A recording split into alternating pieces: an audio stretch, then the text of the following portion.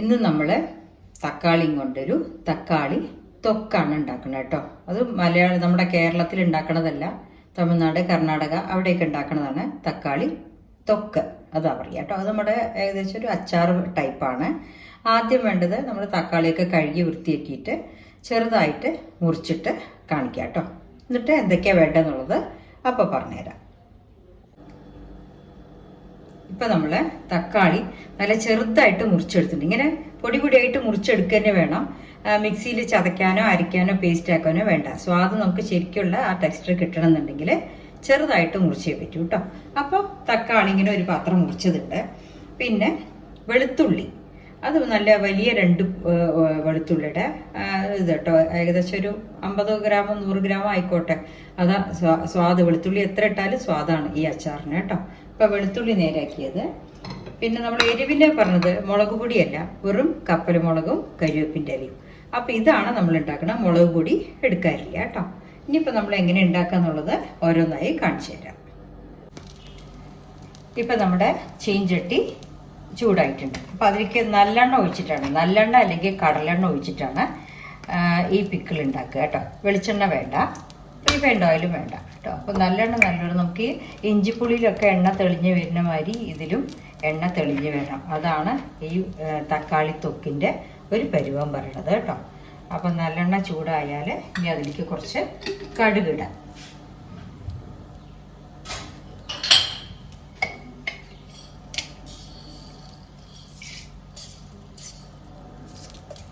കടുകിട്ടു.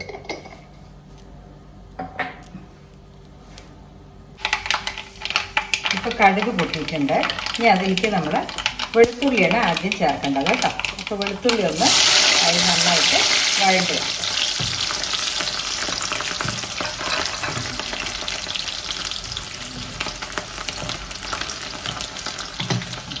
ഇനി അതിലേക്ക് നമ്മൾ എടുത്തു വെച്ച വറ്റൽ മുളകും കരിവേപ്പിൻ്റെ ഇലയും. അപ്പോൾ വറ്റൽ മുളകിൻ്റെ എരിവ് നോക്കിയിട്ട് ഇട്ടോളൂ. വേറെ മുളക് പൊടിയൊന്നും ചേർക്കില്ല. ഈ മുളകിൻ്റെ എരിവാണ് നമ്മുടെ തക്കാളി തൊക്കിലേക്ക് പിടിക്കുക കേട്ടോ. അപ്പോൾ തക്കാളി നമ്മൾ എടുത്തിട്ടില്ല. മുളക് പോരാന്നുണ്ടെങ്കിൽ ലാസ്റ്റ് നമ്മൾ ഒന്നും കൂടെ വറുത്ത് കൊട്ടുണ്ട്. ആ വറുത്ത് കൊട്ടുന്നതിൽ മുളക് ആഡ് ചെയ്യുക കേട്ടോ. ഇനി ഇതൊന്ന് നന്നായിട്ട് മൂത്ത് വരട്ടെ. ഇപ്പോൾ വെളുത്തുള്ളിയൊക്കെ നന്നായിട്ട് മൊരിഞ്ഞ് വന്നിട്ടുണ്ട്. മുളക് നല്ല ബ്രൗൺ കളറായിട്ടുണ്ട്. ഇനി നമ്മൾ ആ മുറിച്ച് വെച്ച തക്കാളി മുഴുവനും അതിലേക്ക് ആഡ് ചെയ്യുക കേട്ടോ.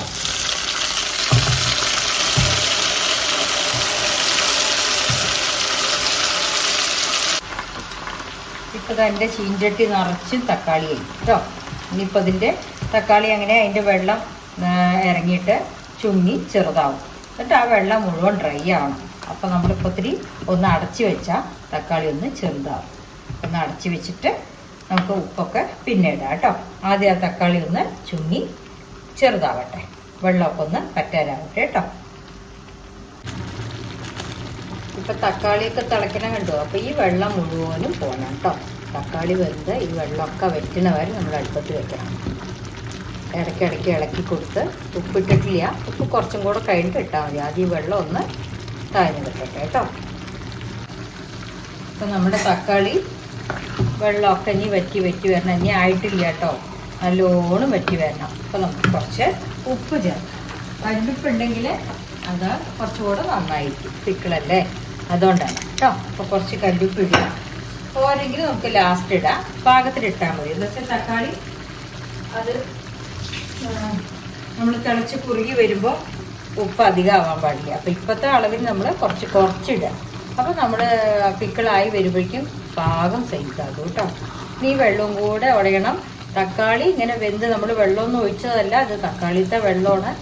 അത് ഇതിൽ തന്നെ വെന്ത് അങ്ങനെ തന്നെ ഉടഞ്ഞ് വരണം കേട്ടോ. അത് വരയ്ക്ക് നമ്മൾ വെയിറ്റ് ചെയ്തേ പറ്റും ഈ തക്കാളി തൊക്കിന്. നമുക്ക് കുറച്ച് മഞ്ഞൾപ്പൊടിയും കൂടെ ആഡ് ചെയ്യാം കേട്ടോ. അത് ആഡ് ചെയ്തിട്ടില്ല, ഇപ്പം ആഡ് ചെയ്താലും മതി. നമ്മുടെ തക്കാളി തൊക്ക് ഇനി ആവാനുണ്ട്. ഇപ്പം കണ്ടോ, തക്കാളിയൊക്കെ ഉടഞ്ഞിട്ട് ആ വെളുത്തുള്ളിയുടെ ഫ്ലേവറും വറ്റൽമുളകിൻ്റെ എരിവ് ഒക്കെ പാകമായിട്ടുണ്ട് കേട്ടോ. ഉപ്പ് മാത്രം ഇടാനുണ്ട്. അത് ലാസ്റ്റ് നമുക്ക് ചെറിയ കൂട്ടുകൾ ചേർക്കാനുണ്ട്. ഇതൊക്കെ വെന്ത ശേഷമേ ഞാനത് എന്താണെന്നുള്ളത് കാണിക്കുള്ളൂ കേട്ടോ. അപ്പോൾ അത് വരയ്ക്ക് ഇതങ്ങോട്ട് ഇനി വെന്ത് എണ്ണ തെളിയണം. ആയിട്ടില്ല. ഇനി ഉടഞ്ഞിട്ട് നമുക്ക് ഈ തക്കാളി ഒന്നും കാണില്ല. ആകെ അങ്ങോട്ട് ജാമ് മരി ആയിട്ടുണ്ടാവും, പേസ്റ്റ് മരി ആയിട്ടുണ്ടാവും കേട്ടോ. അത് വരയ്ക്ക് നമ്മൾ ക്ഷമയോടെ ഇളക്കിയിട്ട് എടുത്ത് നോക്കിക്കൊണ്ടിരിക്കണം. ഇനി ആയിട്ടില്ല കേട്ടോ. ഈ വെള്ളമൊക്കെ വറ്റണം. ഇനിയും വറ്റാനുണ്ട്. ഇപ്പം നമ്മുടെ തക്കാളി തൊക്ക് വെള്ളമൊക്കെ വറ്റിയിട്ട് റെഡി ആയിട്ട് ഇനി ആ എണ്ണ ഒന്ന് തെളിഞ്ഞ് വരണം. നമ്മൾ വറുത്ത് കൊട്ടാൻ ആദ്യം ഒഴിച്ചില്ലേ ആ എണ്ണ, അതൊന്ന് തെളിഞ്ഞ് വരണം കേട്ടോ. അപ്പോൾ അത് ആയിട്ട് കഴിഞ്ഞിട്ട് നമുക്കിനി ഒരു വറുത്ത് കൊട്ടൽ കൂടി ഉണ്ട് ഇതിൽ കേട്ടോ.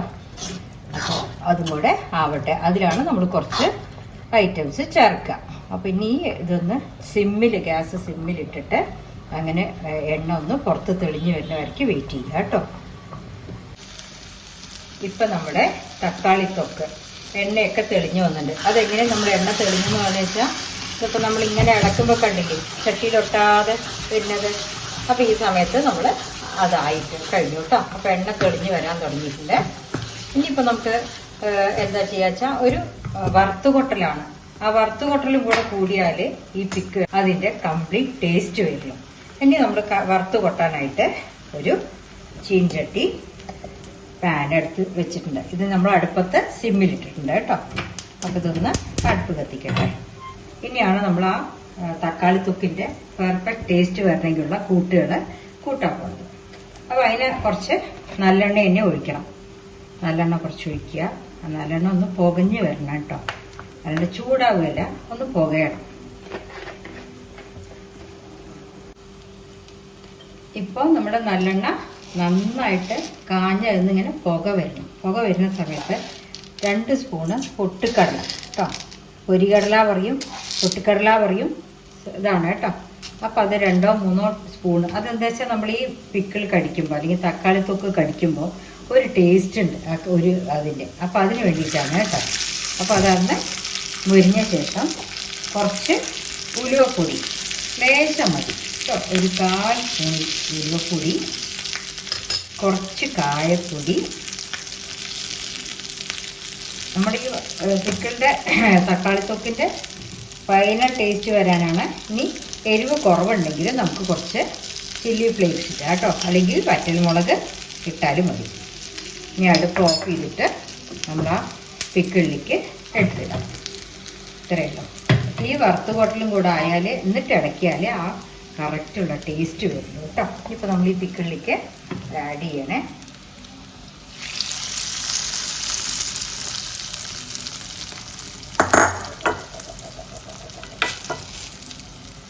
ഇനി ഇത് നമ്മൾ നന്നായി ഒന്ന് ഇളക്കി എടുത്തിട്ട് ബോട്ടിലിൽ സൂക്ഷിച്ച് വെച്ചാൽ കുറച്ച് കാലം കേടുവരാതിരിക്കും കേട്ടോ. നമുക്കിത് തക്കാളി ചപ്പാത്തിക്ക്, പൂരിക്ക്, ദോശയ്ക്ക്, അല്ലെങ്കിൽ റൈസ് ഉണ്ടാക്കുമ്പോൾ അതിനെ കൂട്ടി കഴിക്കാൻ, ട്രാവൽ ചെയ്യുമ്പോൾ കൊണ്ടുപോകാൻ ഒക്കെ ഈ തക്കാളി തൊക്ക് ഭയങ്കര ടേസ്റ്റാണ് കേട്ടോ.